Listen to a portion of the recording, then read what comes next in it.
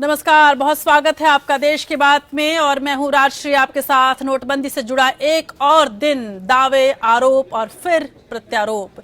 यूं तो प्रधानमंत्री मोदी ने 8 दिसंबर को कहा था कि 30 दिसंबर के बाद सारे दुख दर्द कम हो जाएंगे और हालात भी बिल्कुल ठीक और सामान्य हो जाएंगे, लेकिन 30 तारीख के ठीक एक दिन पहले आज यानी कि 29 दिसंबर को वित्त मंत्री अरुण जेटली ने कौन सा दावा किया है और ये सब आपके सामने हम रखेंगे।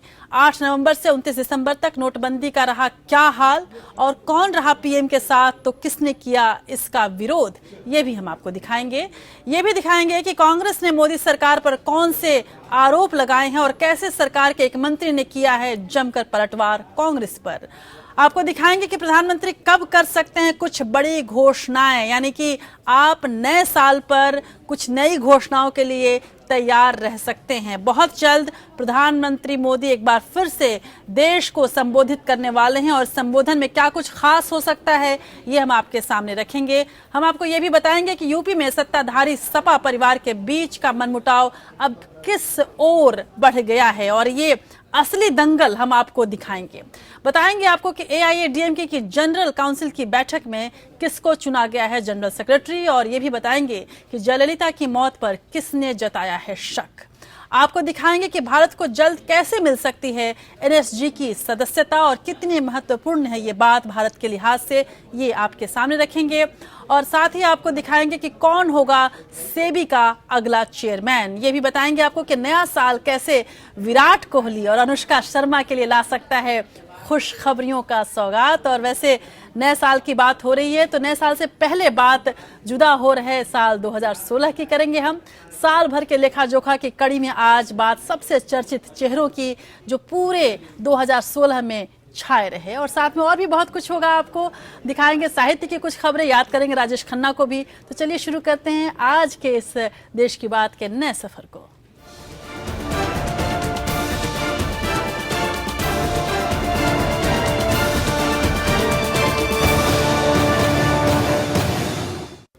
और सबसे बड़ी बात सबसे पहले कर लेते हैं, और सबसे बड़ी बात आज नोटबंदी को लेकर वित्त मंत्री अरुण जेटली ने जो दावा किया है वही है। जेटली का कहना है कि नोटबंदी के आलोचक गलत साबित हो गए हैं, इसमें कहीं कोई गड़बड़ी नहीं है, बेनामी पैसा सिस्टम में आ गया है। वित्त मंत्री ने कहा कि नोटबंदी का एकाध तिमाही में आर्थिक वृद्धि पर प्रतिकूल असर पड़ सकता था, लेकिन हालात इतने बुरे नहीं जितना कि कहा जा रहा था। उन्होंने ये भी स्पष्ट किया कि रिजर्व बैंक के पास पर्याप्त मात्रा में नोट उपलब्ध हैं और नोटबंदी के बाद डायरेक्ट और इनडायरेक्ट टैक्स कलेक्शन में भी इजाफा हुआ था। देखिए वित्त मंत्री अरुण जेटली का पूरा बयान और इस रिपोर्ट के जरिए। नोटबंदी को लेकर वित्त मंत्री अरुण जेटली ने बड़ा बयान दिया है। वित्त मंत्री ने कहा कि नोटबंदी के फायदे दिखने अब शुरू हो गए, बेनामी पैसा सिस्टम में आ चुका है और अब बैंकों की ऋण देने की क्षमता भी बढ़ गई है। वित्त मंत्री अरुण जेटली ने बताया कि 9 दिसंबर तक प्रत्यक्ष कर संग्रह में 14.4% और अप्रत्यक्ष कर में 26.2% की वृद्धि हुई है, जबकि एक्साइज टैक्स की वसूली की वृद्धि 44.3% और कस्टम ड्यूटी में 6% का इजाफा हुआ है। 19 दिसंबर तक जो इनकम टैक्स के आंकड़े आए हैं उसमें इनकम टैक्स की वृद्धि 14.4% हुई है, और अगर रिफंड्स भी फैक्टर इन कर लिए जाएं तो वो 13.6% है। 30 नवंबर तक के सारे इनडायरेक्ट टैक्सेशन के आंकड़े आ चुके हैं, उसमें अप्रैल से नवंबर तक 26.2% की वृद्धि हुई है। वित्त मंत्री अरुण जेटली ने कहा, जो लोग नोटबंदी के बाद कृषि के क्षेत्र में नुकसान की बात कर रहे थे वो कयास भी गलत साबित हुए। इस बार रबी फसलों की बुआई में 6% की बढ़ोतरी हुई है। जीवन बीमा कारोबार, पर्यटन उद्योग और म्यूचुअल फंड योजनाओं में भी निवेश में इजाफा हुआ है। इस बार की जो रबी क्रॉप की सोइंग हुई है वो पिछले वर्ष की तुलना में 6.37% ज्यादा है, जो कि कृषि क्षेत्र के लिए एक अच्छा आंकड़ा माना जाता है। आलोचक इसके कह रहे थे कि बहुत बड़ा प्रभाव अर्थव्यवस्था पे पड़ने वाला है, ऐसा हुआ नहीं। करेंसी रिप्लेसमेंट, रीमोनेटाइजेशन बहुत एडवांस स्टेज पे है।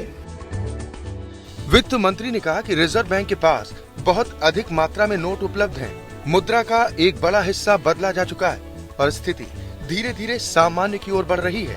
अरुण जेटली ने कहा कि आरबीआई के पास पैसे की कमी नहीं है। टैक्स कलेक्शन में बढ़ोतरी से देश के राजस्व में इजाफा हुआ है। Bureau report, APN. दरअसल प्रधानमंत्री नरेंद्र मोदी नए साल के पहले देश के नाम संदेश दे सकते हैं, ऐसा आज घोषणा की गई। कल यानी 30 दिसंबर को 500 और 1000 के पुराने नोट बैंक में जमा करने का आखिरी दिन है। माना यह जा रहा है कि मोदी किसानों के कर्ज को लेकर कोई अहम ऐलान कर सकते हैं। हमारे सूत्र ये भी बता रहे हैं कि 8 नवंबर को मोदी ने देश के नाम जो संदेश में पुराने नोटों को बंद करने का ऐलान किया था, उसके बाद से ही जो स्थिति पैदा हुई, उस स्थिति को अब और सामान्य करने के लिए और जनता तक अपनी बात पहुंचाने के लिए एक बार फिर से प्रधानमंत्री मोदी जनता को संबोधित कर सकते हैं दूरदर्शन के जरिए और नई घोषणाओं के साथ सामने आ सकते हैं। इन घोषणाओं में किसानों को राहत देने की बात सबसे अहम रह सकती है। गौरतलब है कि कांग्रेस ने भी कल ही 7 सूत्रीय मांग प्रधानमंत्री के सामने रखी थी और इसके पहले भी कांग्रेस पार्टी लगातार कई मांगे प्रधानमंत्री के सामने रख रही है ताकि नोटबंदी से पैदा हुए हालात को सामान्य किया जा सके। इसके अलावा तमाम अन्य विपक्षी दलों ने भी इस पूरे मसले पर अपनी मांगें प्रधानमंत्री के सामने रखी थी और प्रधानमंत्री ने इसका आश्वासन दिया था कि वो इन मांगों पर विचार करेंगे। गौरतलब है कि 31 दिसंबर को जब प्रधानमंत्री पूरे देश को संबोधित करेंगे, तब वो इन मांगों से जुड़े हुए कुछ मांगों को मान सकते हैं और राहतों की घोषणाएं कर सकते हैं। साथ ही वह स्पष्ट करेंगे कि 30 दिसंबर के बाद कैसी स्थिति रहेगी पूरे देश में अर्थव्यवस्था की, और साथ ही वो इस बात की भी ताकीद करेंगे, इस बात को भी पूरी तरीके से पेश करने की कोशिश करेंगे अपने संबोधन में कि 8 नवंबर से लेकर 30 दिसंबर तक क्या स्थिति रही है नोटबंदी की, क्या कुछ हो सकता है, देखिए इस खास रिपोर्ट में। नए साल की पूर्व संध्या पर प्रधानमंत्री नरेंद्र मोदी देश के लोगों को संबोधित कर सकते हैं। माना जा रहा है कि देश के नाम संदेश में पीएम मोदी नोटबंदी के बाद लोगों की सहूलियतों के लिए उठाए गए कदमों का जिक्र कर सकते हैं। साथ ही वो अर्थव्यवस्था पर पड़े असर पर भी चर्चा कर सकते हैं। सूत्रों के मुताबिक प्रधानमंत्री कार्यालय ने कृषि और पेट्रोलियम मंत्रालय से किसानों के कर्ज की ताजा स्थिति और उज्ज्वला योजना पर रिपोर्ट मांगी थी। ऐसे में माना जा रहा है कि इन 2 क्षेत्रों में प्रधानमंत्री राहत का ऐलान कर सकते हैं। साथ ही किसानों के कर्ज को लेकर बड़ी घोषणा भी हो सकती है। हालांकि किसानों की कर्ज माफी की मांग कई राज्यों से पहले ही आ रही है, लेकिन सूत्रों के मुताबिक इस पर किसी ऐलान से पहले वित्त मंत्रालय से बात की जाएगी। उज्ज्वला योजना के बारे में केंद्र सरकार की मंशा है कि घरेलू गैस कनेक्शन के साथ अगले 2 साल तक फ्री गैस देने की घोषणा कर दी जाए। नोटबंदी के रिटर्न गिफ्ट के तौर पर 1 करोड़ छात्रों को स्कॉलरशिप देने का ऐलान भी हो सकता है। सस्ते घर बनाने के लिए मुफ्त रकम के साथ ब्याज रहित लोन की संभावना पर भी सरकार विचार कर रही है। पीएम अपने भाषण में नोटबंदी के बाद के रोड मैप के बारे में बोल सकते हैं। वो नोटबंदी के बाद से एक बड़ी समस्या बन रहे नकदी की तरलता को आसान बनाने के लिए उठाए जाने वाले कदमों पर भी खास तौर पर बोल सकते हैं। चलन से बाहर हो चुके 500 और 1000 के नोटों को जमा कराने का 50 दिन का वक्त 30 दिसंबर को पूरा हो रहा है। ऐसे में विपक्षी दलों के साथ पूरे देश की निगाह प्रधानमंत्री के संबोधन पर टिकी है। Bureau report, APN.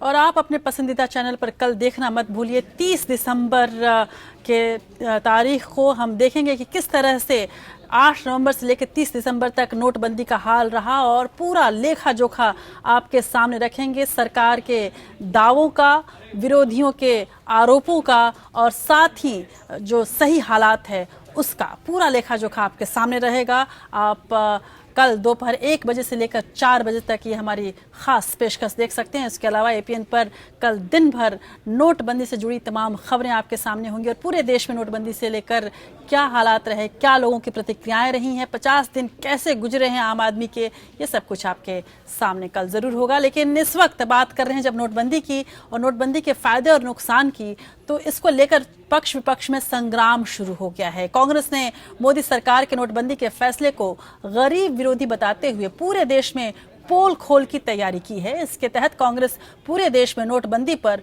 मोदी सरकार को बेनकाब करेगी, ऐसा कांग्रेस का दावा है। नोटबंदी के 50 दिन पूरा होते ही कांग्रेस ने मोदी सरकार के खिलाफ आक्रामक रुख अख्तियार कर लिया है। पार्टी पूरे देश में घूम घूम कर लोगों को नोटबंदी से होने वाली दिक्कतों के बारे में बताने की योजना तैयार कर रही है। नोटबंदी पर लोगों का समर्थन जुटाने के साथ ही कांग्रेस ने नोट बैन को लेकर मोदी सरकार पर हमला बोला। कांग्रेस ने आरोप लगाया कि एक तरफ पीएम मोदी कैशलेस इकोनॉमी की बात करते हैं और दूसरी तरफ बीजेपी कैश में अपने पार्टी दफ्तर तक पैसा पहुंचा रही है। कांग्रेस ने आरोप लगाया कि बीजेपी के लखनऊ दफ्तर में 3 करोड़ रुपए कैश में पहुंचाए गए। इंदिरापुरम गाजियाबाद उत्तर प्रदेश में एक गाड़ी पकड़ी जाती है स्विफ्ट। उस गाड़ी में 3 करोड़ रुपए की कैश राशि पकड़ी जाती है। जब पुलिस स्टेशन में ले जाई जाती है तो भारतीय जनता पार्टी के वहां के अध्यक्ष अमित शाह जी की ओर से एक पत्र लेकर थाने में पहुंचते हैं लिखित में, मोदी जी पूरे देश को तो आप कह रहे हैं डिजिटल हो जाओ, आप अपना पैसा 3-3 करोड़ रुपया कैश में भेजते हैं। कांग्रेस ने बीजेपी अध्यक्ष अमित शाह पर हमला बोला तो बीजेपी को भी कटघरे में खड़ा किया। कांग्रेस ने कहा कि नोटबंदी से पहले बीजेपी ने अपने पैसों को ठिकाने लगा दिया। भारतीय जनता पार्टी और आरएसएस ने पूरे देश में करोड़ों अरबों रुपए की संपत्तियां खरीदी।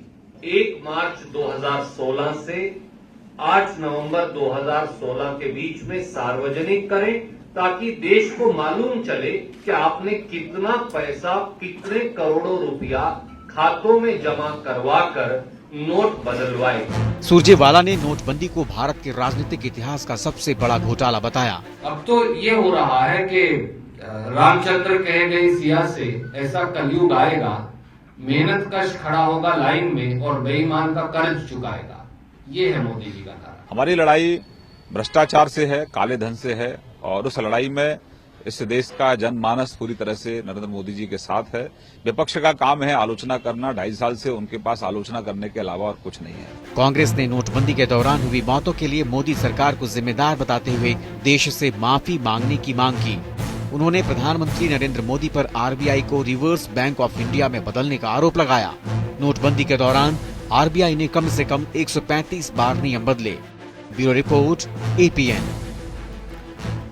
उधर बीजेपी अध्यक्ष अमित शाह पर लगाए गए आरोपों पर बीजेपी ने जवाब दिया है। बीजेपी नेता और केंद्रीय मंत्री रविशंकर प्रसाद ने कांग्रेस को भ्रष्टाचारियों को संरक्षण देने वाली पार्टी बताया। रविशंकर प्रसाद ने कहा कि नोटबंदी के फैसले से कांग्रेस पार्टी पूरी तरह से हिल गई है। वो बेबुनियादी आरोप लगाकर सरकार को घेरने की कोशिश कर रही है, लेकिन मोदी सरकार किसी भी ताकत के आगे झुकने वाली नहीं है। बीजेपी अध्यक्ष अमित शाह पर लगाए गए भ्रष्टाचार के आरोपों पर बीजेपी ने पलटवार किया। केंद्रीय मंत्री रविशंकर प्रसाद ने कांग्रेस प्रवक्ता रणदीप सिंह सुरजेवाला के उस आरोप का जवाब दिया, जिसमें उन्होंने बीजेपी अध्यक्ष अमित शाह का नाम लेते हुए लखनऊ बीजेपी दफ्तर में 3 करोड़ रुपए कैश पहुंचाने का आरोप लगाया था। रविशंकर प्रसाद ने कांग्रेस को भ्रष्टाचार और भ्रष्ट लोगों का सबसे बड़ा संरक्षक बताया। ये आरोप मैंने 2 दिन पहले लगाया था इसी मंच से।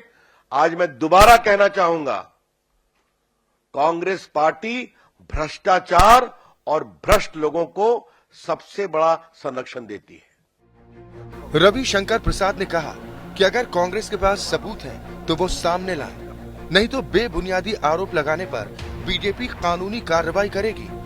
रविशंकर प्रसाद ने कहा कि बीजेपी की बढ़ती ताकत से कांग्रेस परेशान है और रोजाना झूठे आरोप लगाए जा रहे हैं, लेकिन पार्टी ऐसे बेबुनियाद आरोपों से विचलित होने वाली बिल्कुल भी नहीं है।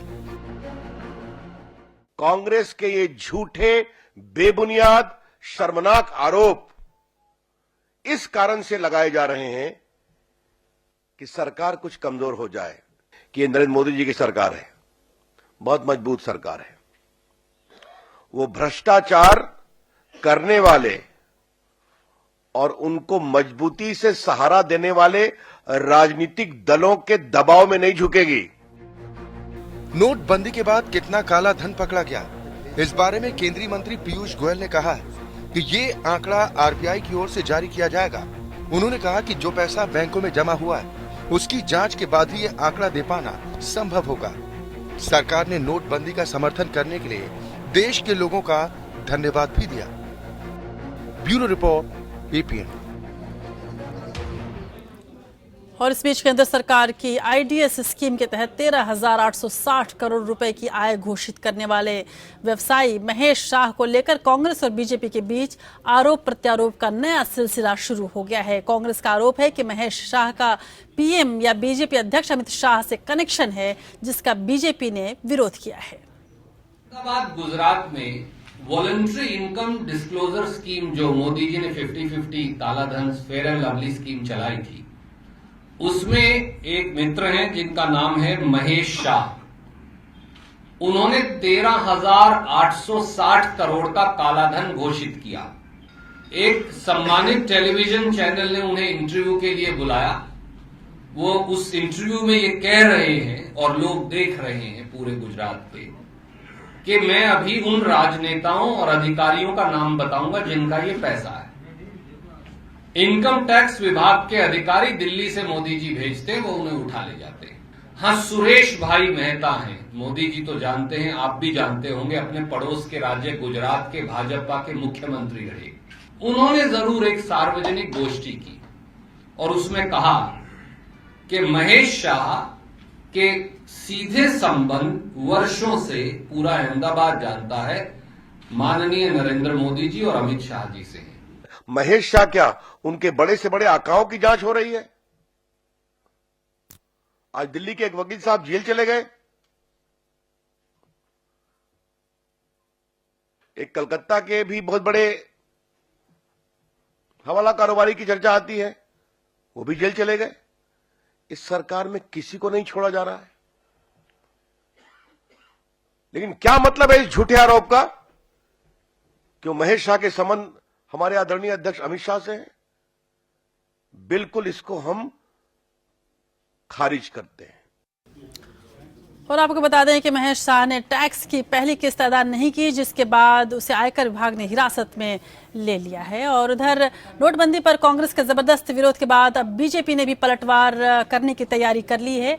हमने आपको पहले ही बताया था कि बीजेपी ने इसके लिए एक खास तरह की रणनीति तय की है और इसके तहत एक बाकायदा एक बड़े कैंपेन का खाका तैयार किया गया है। इसके लिए सभी मंत्रालयों को डोजियर भेजा जाएगा। 60 पन्नों के इस डोजियर में नोटबंदी को भुनाने का पूरा प्लान है और साथ ही कांग्रेस पर पूरी तरह से हमला करना है। और इसके लिए जो मुख्य वजहें बनाई गई हैं, उन वजहों में विजय माल्या भी एक मुख्य वजह है। गौरतलब है कि राहुल गांधी बार बार विजय माल्या का नाम लेकर मोदी सरकार पर निशाना साधते रहे हैं। ऐसे में कांग्रेस ने ये प्लान बनाया है कि विजय माल्या को लोन किसने दिया, इस तरह की बातों को उभारा जाए और मनमोहन सिंह की जो साफ छवि थी उसको भी एक शक के घेरे में लाया जाए। ऑगस्टा वेस्टलैंड का जो घोटाला है उसको भी लेकर सोनिया गांधी पर निशाना साधा जाए। और कुल मिलाकर बीजेपी ने इस तरह का एक कैंपेन तैयार किया है जिसके तहत नोटबंदी की जो अच्छी बातें हैं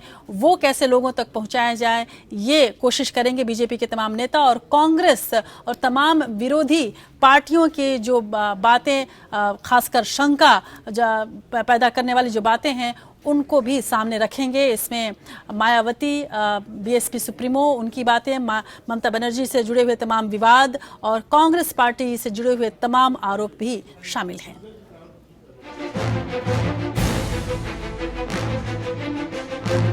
नोटबंदी के कारण विरोधियों के निशाने पर रही बीजेपी ने पीएम मोदी के देश के नाम होने वाले संबोधन के बाद कैंपेन का बड़ा प्लान तैयार किया है। 31 दिसंबर को प्रधानमंत्री नरेंद्र मोदी देश के नाम संबोधन के बाद बीजेपी अपने हाई फाई प्रचार अभियान में जुट जाएगी। हर केंद्रीय मंत्री को कम से कम 10 जगहों का दौरा करने, रैली करने और इसी तरह के अन्य कार्यक्रमों के जरिए लोगों को नोटबंदी के फायदे के बारे में बताने का जिम्मा सौंपा गया है। केंद्रीय मंत्री शहरी और ग्रामीण क्षेत्रों का दौरा करेंगे और उन राज्यों पर अधिक ध्यान देंगे जहां चुनाव जल्द ही होने वाले हैं। नोटबंदी की वजह से पैदा हुई मुश्किलों को देखते हुए एक डोजियर सभी मंत्रालयों को भेजा गया है। वित्त मंत्रालय की ओर से सभी मंत्रियों को 60 पेजों में जानकारी भेजी गई है, जिसमें नोटबंदी के हर पहलू को विस्तार से बताया गया है। इस डोजियर में नोटबंदी को लाने के कारणों, भविष्य की योजनाओं और नीतियों पर पड़ने वाले इसके असर को समझाया गया है। पीएम मोदी ने देश से नोटबंदी की घोषणा के बाद से 50 दिनों का समय मांगा था। नोटबंदी के बाद सरकार और आरबीआई बार बार नियमों को बदलने के कारण भी जनता के निशाने पर आए। बैंकों और एटीएम के बाहर लगी लाइनों में लोगों की मौत की खबरों ने भी नोटबंदी के विरोध में माहौल बनाया। इन्हीं सब मुद्दों को लेकर अब सरकार ने मैदान में उतरने की तैयारी कर ली है। Bureau report, APN। तो जहां एक और बीजेपी नोटबंदी का चुनावी लाभ उठाने की कवायद में लग गई है, वहीं नोटबंदी के एक ऐसा मुद्दा रहा जिसके बहाने विपक्ष को मोदी सरकार पर हमला करने का मौका मिला। कई विपक्षी नेताओं की इस बहाने खुद को मोदी के मुकाबले खड़ा करने की तैयारी भी दिखाई दी। कांग्रेस उपाध्यक्ष राहुल गांधी, ममता बनर्जी से लेकर केजरीवाल और लालू यादव तक सड़कों पर उतरे। मसला नोटबंदी का रहा। नोटबंदी पर संसद से लेकर सड़क तक खूब संग्राम हुआ। हालांकि इन सब के बीच दूसरों की लाइन से अलग बिहार के मुख्यमंत्री नीतीश कुमार मोदी के साथ खड़े नजर आए।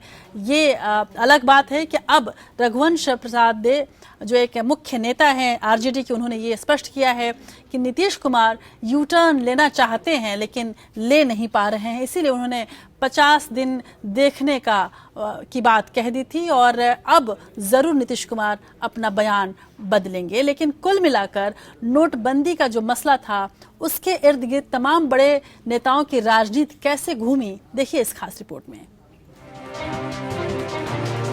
नोटबंदी के बहाने देश में सियासत गर्म रही। विपक्ष ने इसे मौके के तौर पर लिया और इस फैसले को अपने अपने चश्मे से देखा।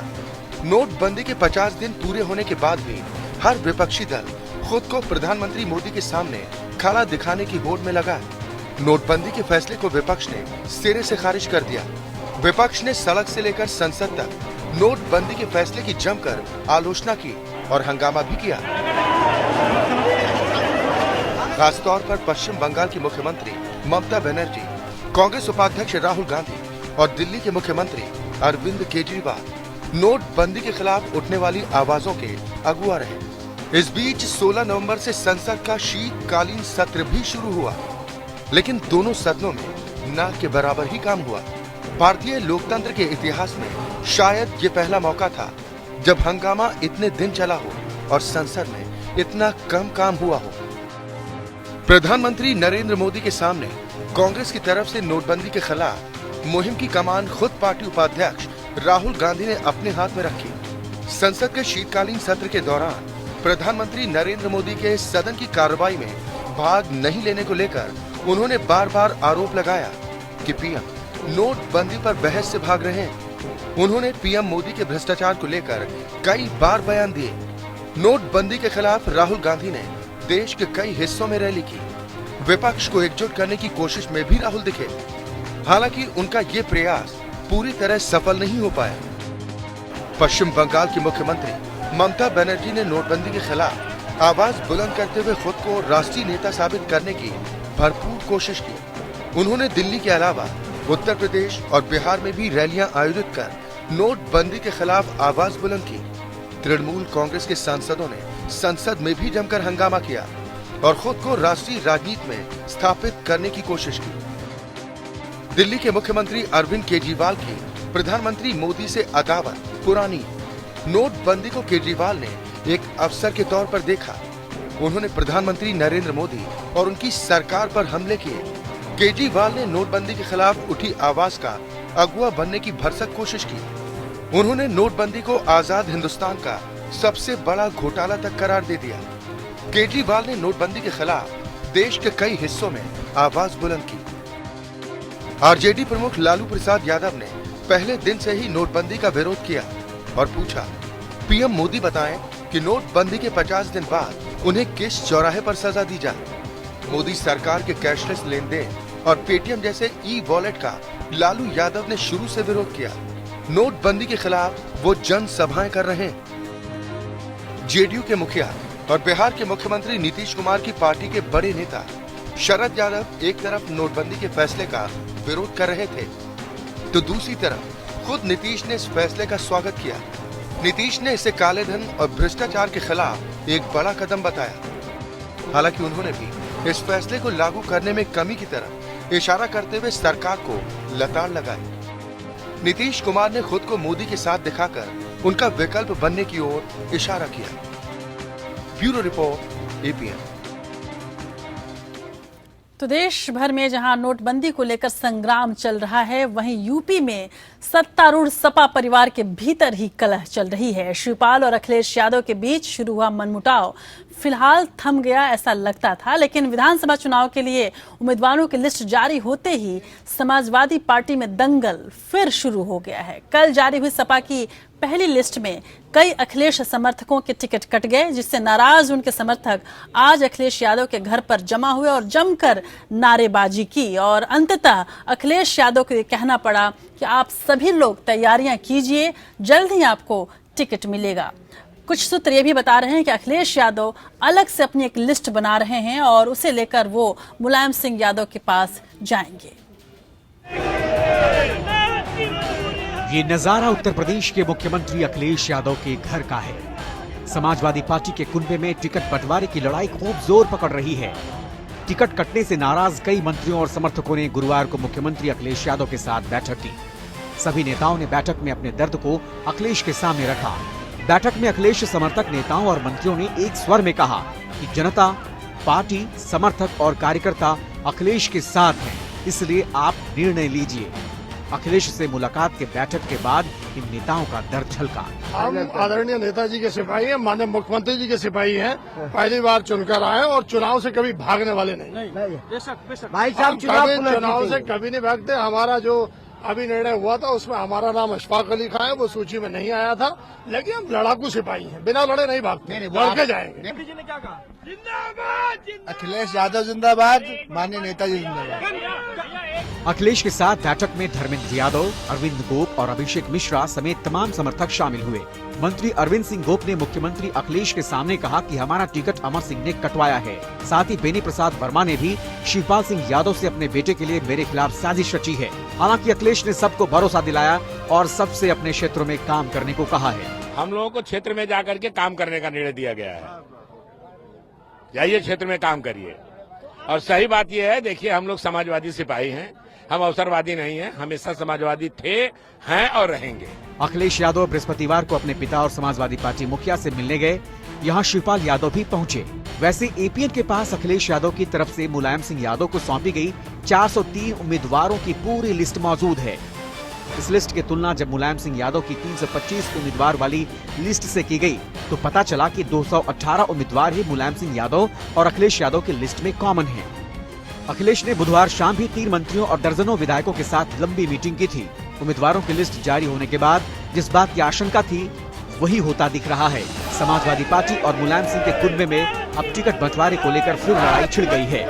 Bureau report, APN. लेकिन जिस तरह से आज दिन भर कार्रवाई होती रही और जिस तरह की घटनाएं होती रहीं, इससे ऐसा जरूर लगता है कि अखिलेश और शिवपाल यादव के बीच की खाई अभी पटने का नाम नहीं ले रही है। और अखिलेश यादव से जब उनके कार्यकर्ता मिले, उसके बाद शिवपाल यादव से मुलायम सिंह यादव ने मुलाकात की। हालांकि इस मुलाकात में क्या कुछ हुआ ये सब कुछ स्पष्ट मीडिया के सामने नहीं किया गया, लेकिन मुलायम सिंह यादव ने शिवपाल यादव को हर स्थिति के लिए तैयार रहने के लिए कहा है।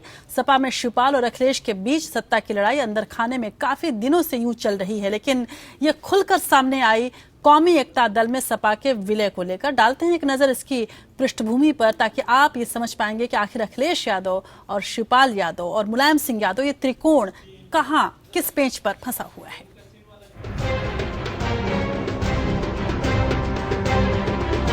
समाजवादी पार्टी परिवार में नई और पुरानी पीढ़ी के बीच चल रही उठापटक की शुरुआत काफी पहले ही हो चुकी थी, लेकिन ये पूरा मामला सामने आया जब शिवपाल ने मुख्तार और अफजाल अंसारी के कौमी एकता दल की समाजवादी पार्टी में विलय की घोषणा की। अखिलेश ने इसका विरोध किया। किसी तरह मामला सुलझा ही था कि शिवपाल ने पलटवार करते हुए कहा कि विलय जल्दी होगा। बस यही अखिलेश को मौका मिल गया। पहले अखिलेश ने शिवपाल के करीबी 2 मंत्रियों को बर्खास्त किया, फिर शिवपाल के सारे अहम विभाग छीन लिए गए। यहाँ तक कि शिवपाल और अमर सिंह के करीबी मुख्य सचिव दीपक सिंघल को भी अखिलेश ने आनंद फानन में हटा दिया। मुलायम ने शक्ति संतुलन बनाते हुए शिवपाल को अखिलेश की जगह प्रदेश अध्यक्ष बना दिया। दूसरी तरफ शिवपाल से अहम विभाग छीनकर अखिलेश ने शिवपाल को मंत्रिमंडल से निकलने पर मजबूर कर दिया।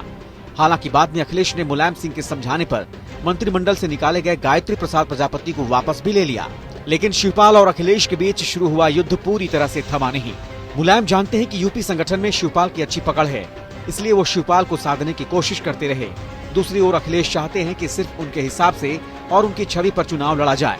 विधानसभा चुनाव के लिए टिकट वितरण को लेकर चाचा भतीजे एक बार फिर आमने सामने आ गए, लेकिन मुलायम एक बार फिर सभी पर भारी पड़े और उन्होंने दिखा दिया कि कुश्ती का ये पहलवान राजनीति के अखाड़े में भी अपने दांव पेच अभी नहीं भूला है। Bureau report, APN। जी हाँ, पुरानी कहावत है कि पहलवान गुरु सारे दांव अपने शिष्य को नहीं सिखाता और कुछ दांव अपने पास रख लेता है, और शायद मुलायम सिंह यादव इस बात को अच्छे से समझते थे और इसी वजह से उन्होंने सत्ता तो अखिलेश यादव को दी, लेकिन संगठन की पूरी ताकत अपने पास रख ली। और इसीलिए अखिलेश यादव अपने आप को भले ही बहुत ताकतवर दिखाने और समझने की गलती या गलतफहमी पाल सकते हैं, लेकिन ऐसा दरअसल है नहीं। और पर इसमें कोई शक नहीं कि परिवार की लड़ाई अब बेहद दिलचस्प मोड़ पर है। जब चुनाव एकदम सर पे हैं, ऐसे में परिवार के बीच का यह मतभेद सपा के ऊपर भारी भी पड़ सकता है। यूपी में भले ही कुर्सी की लड़ाई जारी हो, लेकिन तमिलनाडु में सत्ता पाने में शशिकला नटराजन को सफलता मिल ही गई। उन्हें AIADM की कमान मिल गई। पार्टी ने उनके नाम के प्रस्ताव को हरी झंडी दे दी है। शशिकला AIADMK में अब तक की तीसरी सबसे ताकतवर नेता होंगी।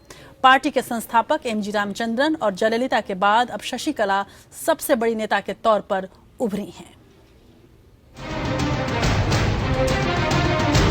तमिलनाडु में अम्मा के बाद अब चिन्नम्मा की चलेगी। AIADMK की जनरल काउंसिल की बैठक में शशिकला नटराजन को पार्टी का मुखिया चुना गया। शशिकला पार्टी की जनरल सेक्रेटरी भी चुनी गई हैं। काउंसिल में 14 प्रस्तावों पर भी मुहर लगी। इसमें जयललिता के जन्मदिन को राष्ट्रीय किसान दिवस के तौर पर मनाने के प्रस्ताव को स्वीकार किया गया।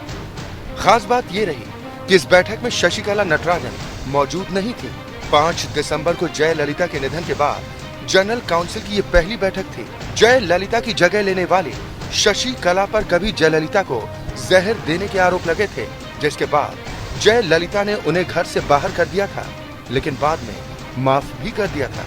जनरल काउंसिल की मीटिंग में जयललिता को मैग्सेसे और नोबेल शांति पुरस्कार दिलाने के लिए भी प्रस्ताव पास किया गया। पार्टी के सभी बड़े नेताओं और जनरल काउंसिल के सदस्यों से इस बैठक में शामिल होने को कहा गया था। मुख्यमंत्री O पन्नीरसेल्वम, उनकी कैबिनेट के मंत्री बैठक में मौजूद रहे। शशिकला नटराजन 44 साल पुरानी पार्टी की तीसरी सबसे ताकतवर नेता बनी है। 44 साल पहले 1972 में MG रामचंद्रन ने DMK से अलग होकर AIADMK बनाई थी। तब से AIADMK में 2 ही ताकतवर नेता हुए, पहले खुद MGR और फिर जयललिता। पार्टी सदस्यों ने शशिकला को चिन्नम्मा यानी छोटी मां का नाम दिया है। Bureau report, APN। और इस बीच तमिलनाडु की पूर्व मुख्यमंत्री जयललिता की मृत्यु पर मद्रास हाईकोर्ट ने भी संदेह जता दिया है। हाईकोर्ट ने पूछा है कि उनके शव को आखिर बाहर क्यों नहीं निकाला जा सकता। तमिलनाडु की पूर्व मुख्यमंत्री स्वर्गीय जयललिता का 5 दिसंबर को चेन्नई के अपोलो अस्पताल में निधन हो गया था। हाईकोर्ट के जस्टिस वैद्यलिंगम ने कहा कि मीडिया ने उनकी मौत पर काफी शक जताया है। निजी तौर पर भी मुझे लगता है कि जयललिता की मृत्यु संदेहास्पद है। अदालत ने अस्पताल से जयललिता की पूरी हेल्थ रिपोर्ट मांगी है। हाईकोर्ट जयललिता की मौत की जांच कराए जाने से जुड़ी याचिका पर सुनवाई कर रहा है। याचिका में हाईकोर्ट से मांग की गई है कि वह सुप्रीम कोर्ट के पूर्व जज की अगुवाई वाली कमेटी बनाकर जयललिता की मौत की वजह का पता लगाए। जयललिता के करीबी शशिकला नटराजन पर आरोप लगे हैं कि उन्होंने राजनीतिक कारणों से जयललिता की बीमारी को लेकर कोई सूचना बाहर नहीं आने दी। और अब देश के लिए एक बेहद अच्छी खबर। परमाणु आपूर्तिकर्ता समूह NSG के सदस्य देशों के बीच इस महीने की शुरुआत में बांटे गए नए मसौदे प्रस्ताव से भारत के इस विशिष्ट समूह का सदस्य बनने का रास्ता साफ हो सकता है। हालांकि अमेरिका में अगले महीने बराक ओबामा प्रशासन का कार्यकाल पूरा होने तक ऐसा होने की संभावना नहीं है, लेकिन इस बात की पूरी उम्मीद जताई जा रही है कि 2017 भारत के लिए यह सदस्यता लेकर आएगा। क्या अगले साल भारत को न्यूक्लियर सप्लायर्स ग्रुप यानी NSG की सदस्यता मिल जाएगी? क्या चीन और पाकिस्तान मिलकर भी भारत का रास्ता नहीं रोक पाएंगे?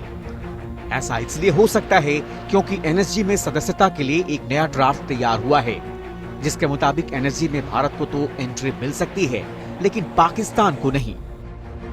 ये प्रस्ताव एनर्जी के पूर्व अध्यक्ष रफाल मारियानो ग्रासी ने मौजूदा अध्यक्ष सोंग यंग वान की दरख्वास्त पर तैयार किया है। भारत और पाकिस्तान दोनों ने नॉन प्रोलिफरेशन ट्रीटी यानी परमाणु अप्रसार संधि NPT पर दस्तखत नहीं किए हैं, इसलिए एनर्जी के सभी सदस्यों की इन्हें सदस्यता देने पर एक राय नहीं है। इन सब के बीच अमेरिकी think tank Washington arms control association यानी ACA ने एनर्जी में एंट्री के लिए DMO में ढील देने की कोशिशों पर चेतावनी दी है। ये थिंक टैंक भारत अमेरिकी सिविल एटॉमिक करार के भी खिलाफ था। पेश किए गए प्रस्ताव के मुताबिक एनर्जी सदस्यता के लिए आवेदन करने वाले किसी दूसरे की सदस्यता पर सवाल नहीं उठा सकते। पाकिस्तान भारत की सदस्यता पर सवाल उठाता रहा है, जबकि भारत ऐसा नहीं करता। प्रस्ताव के मुताबिक एनर्जी से पहले से किसी देश को ढील मिली हुई है तो उसे सदस्यता में प्राथमिकता मिल सकती है। खास बात यह है कि भारत को ढील मिली हुई है, जबकि पाकिस्तान को नहीं।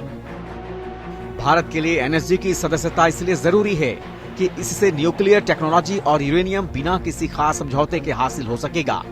न्यूक्लियर प्लांट से निकलने वाले कचरे को खत्म करने में भी सदस्य देश मदद करेंगे। दक्षिण एशिया में भारत चीन की बराबरी पर आ जाएगा। Bureau report APN। NSG यानी न्यूक्लियर सप्लायर्स ग्रुप मई 1974 में भारत के परमाणु परीक्षण के बाद बना था। इसमें 48 सदस्य देश हैं। संगठन का मकसद परमाणु हथियारों और उनके निर्माण में इस्तेमाल हो सकने वाली तकनीक और सामान के आयात को रोकना या कम करना है। 1994 में जारी NSG गाइडलाइंस के मुताबिक कोई भी सिर्फ तभी ऐसे सामान के ट्रांसफर की इजाजत दे सकता है जब उसे भरोसा हो कि इससे परमाणु हथियारों को बढ़ावा नहीं मिलेगा। फिलहाल NSG के फैसलों के लिए सभी सदस्यों का समर्थन जरूरी है। हर साल NSG की बैठक होती है। भारत के इस साल अप्रैल में सदस्यता के लिए आवेदन किया था।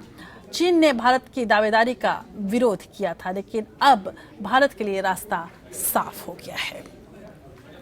और अब एक अहम बात कर लेते हैं। ऊर्जा सचिव प्रदीप कुमार पुजारी सेबी के नए चेयरमैन होंगे। पुजारी 1981 बैच के गुजरात काडर के IAS अधिकारी हैं। 1 फरवरी को वो सेबी के मौजूदा चेयरमैन UK सिन्हा की जगह लेंगे और पदभार संभालेंगे। गौरतलब है कि सेबी उन तमाम कंपनियों पर नजर रखती है जिनके कामकाज में कहीं न कहीं कोई खामी पाई जाती है, और इस लिहाज से ये बेहद अहम पद है। और अभी अगर देखा जाए तो पुजारी के सामने काफी अहम चुनौतियां भी रहेंगी।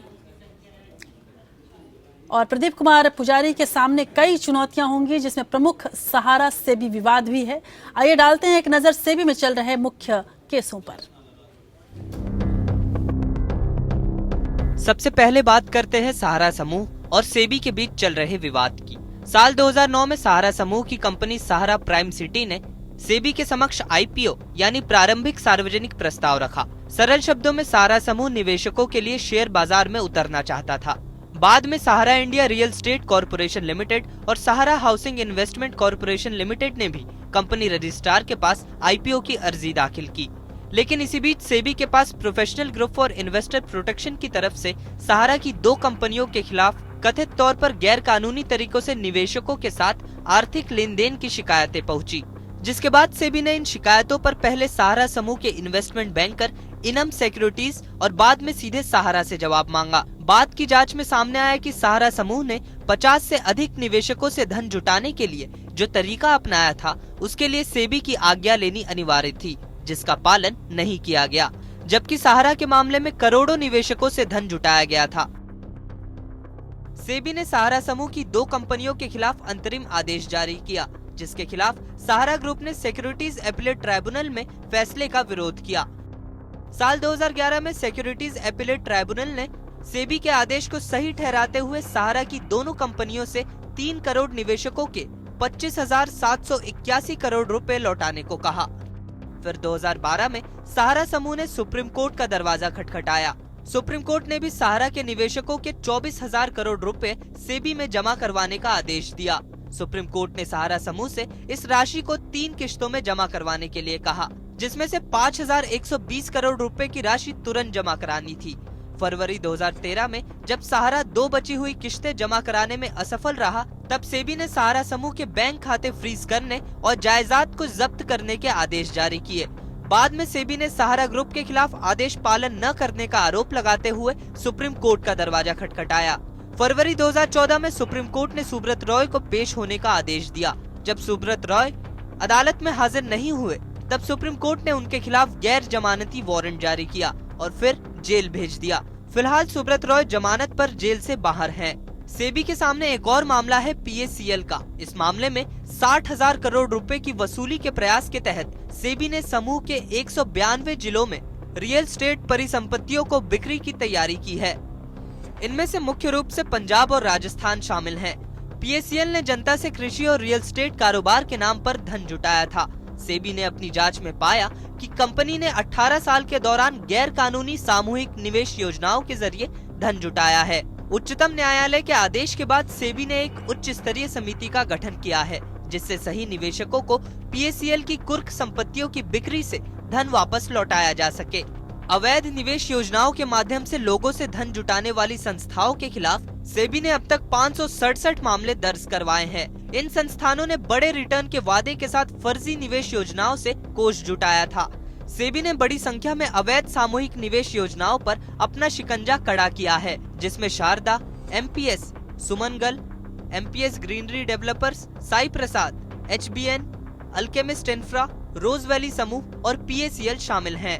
हाल में सेबी ने भारतीय कॉरपोरेट जगत में चर्चित टाटा मिस्त्री प्रकरण की पड़ताल भी शुरू की है और वह देख रही है कि कहीं इस मामले में कंपनी संचालन और बाजार सूचीबद्धता के नियमों का कोई उल्लंघन तो नहीं हुआ है।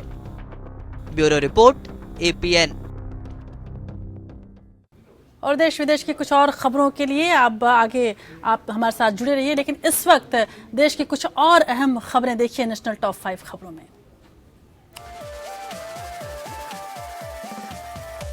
उत्तर प्रदेश समेत 5 राज्यों में होने वाले विधानसभा चुनाव की तारीख जल्द ही घोषित हो सकती है। चुनाव आयोग की ओर से उत्तर प्रदेश, उत्तराखंड, पंजाब, गोवा और मणिपुर में चुनाव की घोषणा 1 सप्ताह के अंदर की जा सकती है। माना जा रहा है कि संशोधित वोटर लिस्ट के प्रकाशित होने से पहले चुनाव आयोग तारीखों की घोषणा नहीं करना चाहता, लेकिन हर हाल में इसकी घोषणा 31 दिसंबर से 4 जनवरी के बीच किए जाने की संभावना है। दिल्ली के उपराज्यपाल नजीब जंग ने अपने जाते जाते राज्य के स्वास्थ्य मंत्री सत्येंद्र जैन की बेटी सौम्या जैन को स्वास्थ्य विभाग में सलाहकार नियुक्त करने का मामला CBI को सौंप दिया है। इससे आने वाले दिनों में अरविंद केजरीवाल सरकार की मुश्किलें और बढ़ सकती है। सूत्रों के मुताबिक CBI जल्द ही इस बारे में दिल्ली सरकार के कई वरिष्ठ अधिकारियों से पूछताछ कर सकती है। दिल्ली के नवनियुक्त उपराज्यपाल अनिल बैजल 30 दिसंबर को शपथ ले सकते हैं। दिल्ली सरकार की तरफ से अभी बैजल को शपथ ग्रहण समारोह के बारे में कोई फोन नहीं आया है, लेकिन सूत्रों के अनुसार यह 30 दिसंबर को हो सकता है। इस बीच उनके घर में वरिष्ठ अधिकारियों का आना शुरू हो गया है और बधाई देने वालों का तांता लग गया है। जम्मू और कश्मीर के बांदीपोरा जिला स्थित शाहगुंड हाजिन में आतंकियों और सुरक्षा बलों के बीच बुधवार बृहस्पतिवार की देर रात गोलीबारी हुई। इस दौरान 2 जवान घायल भी हुए हैं। जानकारी के मुताबिक सुरक्षा बलों पर हमला तब हुआ जब वो इलाके की घेराबंदी कर रहे थे। देश के शेयर बाजार गुरुवार और कोर्ट की खबर में बॉम्बे हाई कोर्ट ने पुलिसकर्मियों और वकीलों को आपस में न झगड़ने की नसीहत दी है। हाई कोर्ट ने कहा है कि वकील और पुलिसकर्मी, सरकारी वकील और अदालतें न्यायिक प्रक्रिया के अहम हिस्से हैं और इन्हें आपस में झगड़ने के बजाय एक दूसरे का सम्मान करना चाहिए। जस्टिस VM कानाडे और जस्टिस नूतन सरदेसाई की बेंच ने एक महिला सिपाही की ओर से एक महिला वकील के खिलाफ दाखिल मामले को खारिज करते वक्त यह टिप्पणी की। इस मामले में विवाद कार की पार्किंग को लेकर था और महिला वकील के खिलाफ सरकारी अधिकारी को काम करने से रोकने, सरकारी अधिकारी के आदेश का उल्लंघन और उसे धमकाने के आरोप लगाए गए थे। कोर्ट ने कहा कि अगर शिकायत में दर्ज बयान सही भी मान लिए जाएं, तो भी वकील के खिलाफ लगाए गए आरोप नहीं साबित होते। साथ ही अदालत ने यह भी कहा कि एक वकील को थाने में इस तरह का व्यवहार नहीं करना चाहिए। दोनों को मिलजुल कर न्याय की सेवा करनी चाहिए। और इसके अलावा अदालत की दुनिया में आज क्या कुछ और हुआ, देखिए लीगल टॉप 5 खबरों में।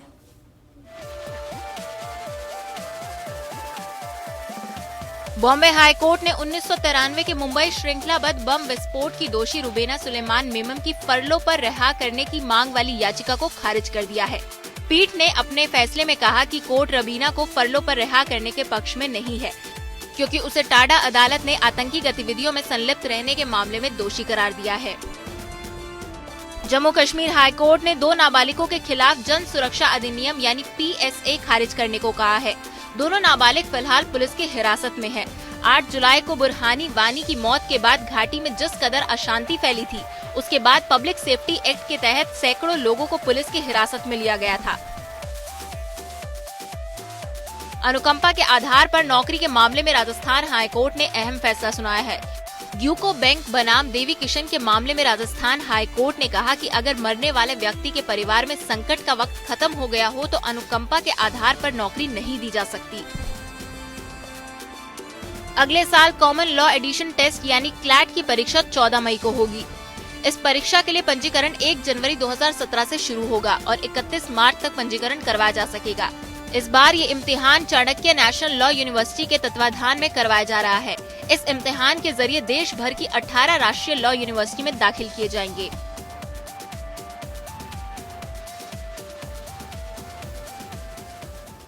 और विराट कोहली और अनुष्का शर्मा को चाहने वालों के लिए एक अच्छी खबर है। भारतीय क्रिकेट टीम के कप्तान विराट कोहली और अभिनेत्री अनुष्का शर्मा इन दिनों उत्तराखंड में छुट्टियां मना रहे हैं। दोनों के परिवार भी इस वक्त साथ ही हैं। बुधवार को दोनों एक मंदिर में नजर आए, उनके साथ वहां के पुजारी भी थे, उन्होंने एक खास पूजा करवाई। सूत्रों के मुताबिक विराट और अनुष्का नए साल में सगाई कर सकते हैं और हो सकता है कि उत्तराखंड के इसी दौरे के दौरान वो सगाई की घोषणा कर दें। गौरतलब है कि अमिताभ बच्चन और मुकेश अंबानी भी पहुंच रहे हैं उत्तराखंड और वो विराट और अनुष्का से भी मिलेंगे। विराट और अनुष्का 25 दिसंबर को उत्तराखंड पहुंचे थे। दोनों का परिवार इस वक्त साथ नहीं था, हालांकि बाद में उनके परिवार मौके पर पहुंच गए और अनुष्का के माँ बाप आनंदा होटल में रुके हुए हैं। इस बीच कुछ नए फोटो भी सामने आए, इनमें विराट और अनुष्का मंदिर के एक पुजारी के साथ नजर आ रहे हैं और हमारे सूत्र ये भी बता रहे हैं कि वो जल्द ही अपनी सगाई की घोषणा उत्तराखंड की वादियों में ही कर देंगे। तो 2017 में अनुष्का और विराट एक बंधन में बंधे हुए दिखेंगे, लेकिन इनके बीच जो प्यार का बंधन है वो साल 2016 में शुरू हुआ था और विराट कोहली खासे चर्चित चेहरे भी रहे साल 2016 के। लेकिन साल 2016 का पूरा लेखा जोखा लेकर हम रोज आपके सामने पेश हो रहे हैं। इसी कड़ी में आज क्यों न बात कर लें चर्चित चेहरों की ही। तो चलिए नजर डालते हैं साल 2016 के सबसे चर्चित चेहरों पर।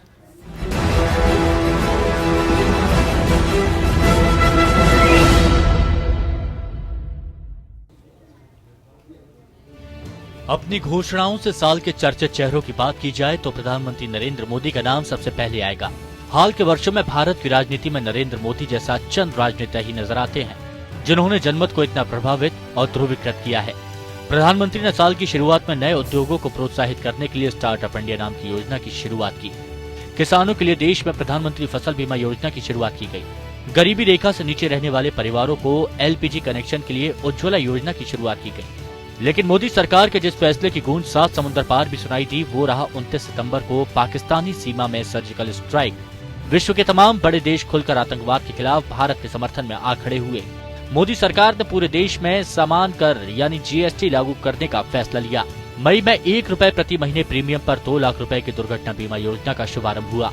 प्रधानमंत्री मोदी द्वारा प्रारंभ की गई अटल पेंशन योजना का जोर असंगठित क्षेत्र पर होगा और अंशधारकों को 1000, 2000, 3000, 4000 और 5000 रुपए प्रति महीने पेंशन के रूप में मिलेगा।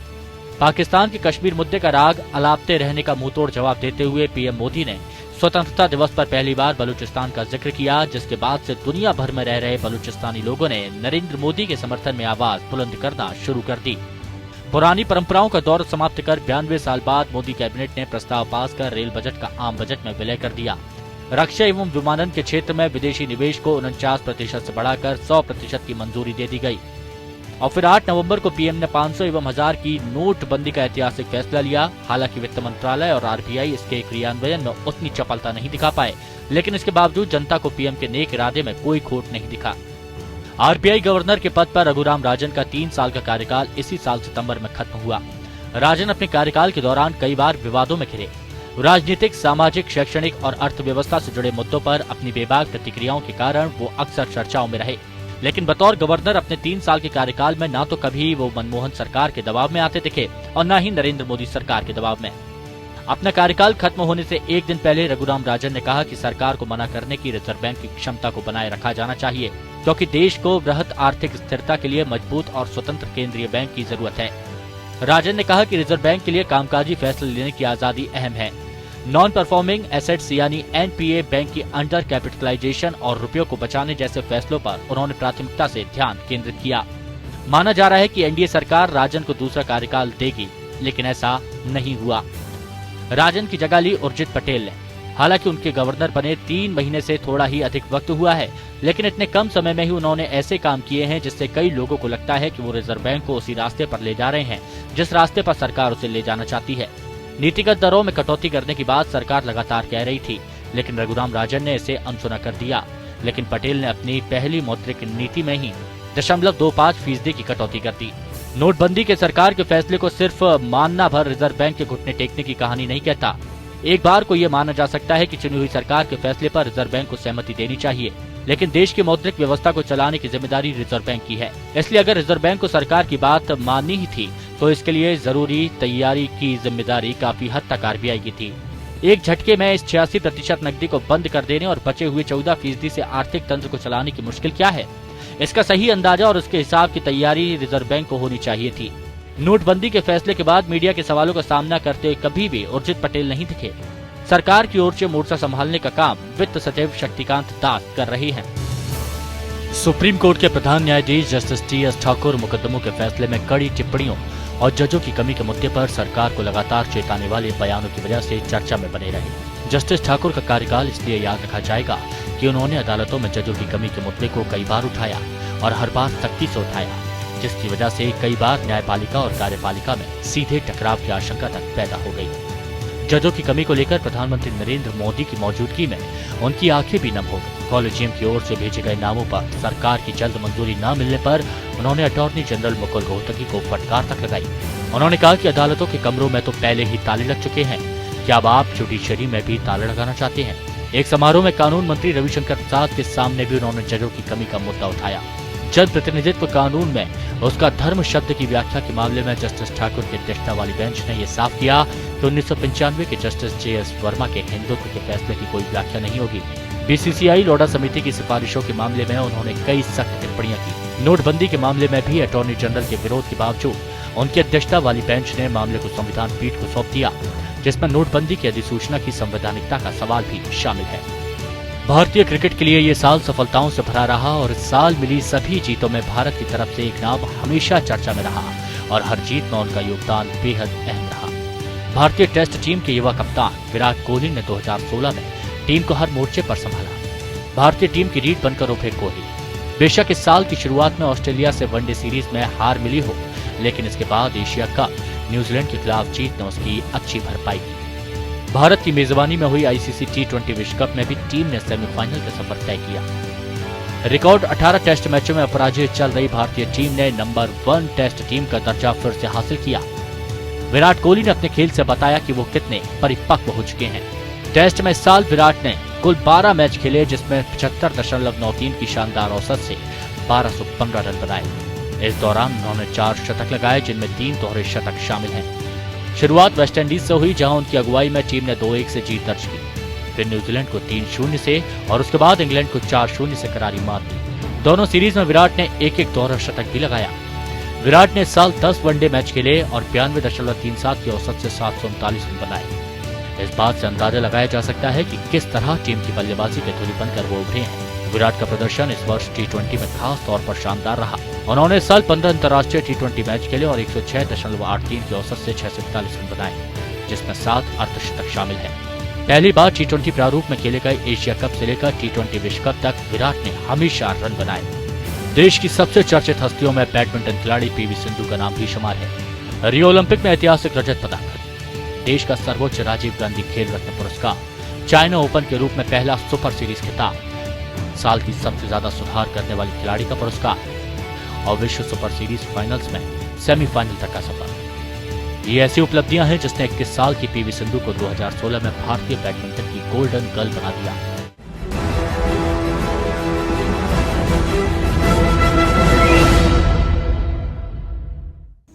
कुछ चर्चित चेहरे थे 2016 के। अब कुछ चर्चित घटनाओं का जिक्र कर लेते हैं जो कि 29 दिसंबर को घटी हैं। देश की बात के आखिरी पड़ाव में हैं हम, और अब बात देश और दुनिया के इतिहास की कर लें।